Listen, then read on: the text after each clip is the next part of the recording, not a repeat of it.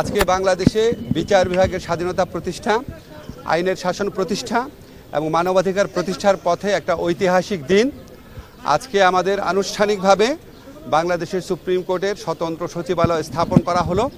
এই সচিবালয় আইন করার জন্য বিগত 3 দশক যাবৎ বিভিন্ন রকম চেষ্টা করা হয়েছে, এর আগে করা সম্ভব হয় নাই। আমাদের অন্তর্বর্তীকালীন সরকার, আমাদের মাননীয় প্রধান উপদেষ্টা ডক্টর মোহাম্মদ ইউনূসের নেতৃত্বে এই আইনটা পাশ হয়েছে এবং এটার পিছনে আমাদের চিফ জাস্টিস, মাননীয় চিফ জাস্টিস বিচারপতি রেফাত আহমেদ, উনি প্রথম থেকে অত্যন্ত উদ্যোগী ভূমিকা পালন করেছেন, আমাদের এনকারেজ করেছেন, গাইড করেছেন। আরএফএল অডিটর, বাঁকা হয় না, ফাঁকা হয় না, আর ভাঙা এক কথায় অসম্ভব। এখন এটা প্রতিষ্ঠিত হলে বাংলাদেশের মানুষের লাভ কি?